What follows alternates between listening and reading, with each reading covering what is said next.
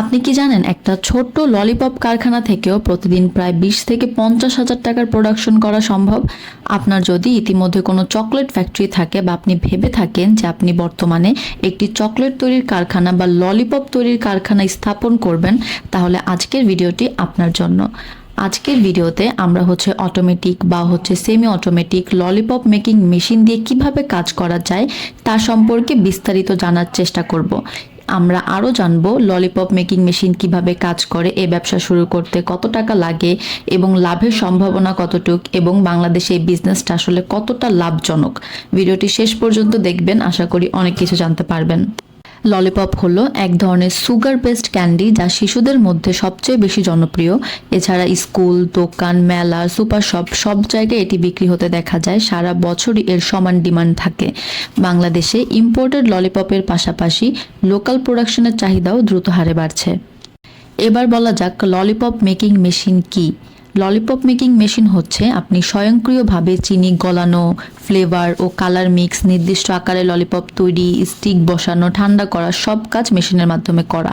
কিন্তু দেখা যায় এই মেশিনগুলোর প্রচুর মডেল আছে বা গ্রেড, যদি বলি সেমি অটোমেটিক, ফুলি অটোমেটিক, বিভিন্ন গ্রেডও আছে। আর এর এত মডেল যে আমি নিজেই কনফিউজ যে আপনাদের একটা ভিডিওতে আমি আসলে কতগুলো মডেল দেখাবো। তো যেহেতু এগুলো চাইনিজ মেশিন, বিস্তারিত আরও অনেক ডিটেলস থাকে মেশিনের। আপনি যদি মেশিন ক্রয় করার কথা ভাবেন এবং অনেক বিস্তারিত মেশিন সম্পর্কে আরো জানতে চান, তাহলে অবশ্যই আমাদের সাথে যোগাযোগ করবেন সরাসরি অফিসে এসে। সেক্ষেত্রে আপনার জন্য ভালো হবে, সম্পূর্ণটা বুঝতে পারবেন। একটা ভিডিওতে তো আর আমি সবকিছু ক্লিয়ার করতে পারবো না।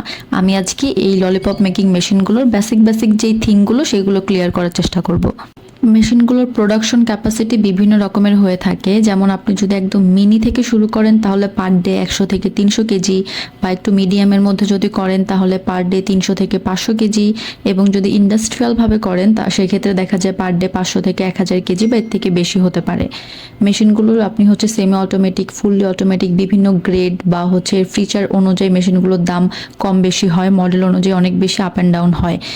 মেশিনগুলো সেট আপ করতে আপনি যদি ছোট করে করেন তাহলে আপনি 600 থেকে 1000 স্কোয়ার ফিটের রাখতে পারেন, বা আপনি যদি একটু বড় করে করেন সেক্ষেত্রে কমার্শিয়াল 2000 থেকে 2500 স্কোয়ার ফিট জায়গা লাগবে।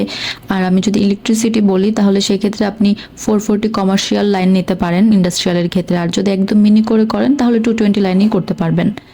এবার বলা যাক চকলেট বিজনেস বা এই ধরনের ললিপপের ব্যবসা করতে আপনার কোনো লাইসেন্স লাগবে কিনা। অবশ্যই আপনার ট্রেড লাইসেন্স লাগবে, বিএসটিআই অ্যাপ্রুভাল লাগবে এবং ফুড সেফটি সার্টিফিকেট লাগবে। এবার বলা যাক এই বিজনেসটি কাদের জন্য সব থেকে বেশি ভালো হবে। প্রথমত যারা নতুন উদ্যোক্তা আছেন বা সুইট বা ক্যান্ডির ব্যবসায় আগ্রহী, এছাড়া যারা স্মল ফ্যাক্টরি সেট আপ করতে চান তাদের জন্য।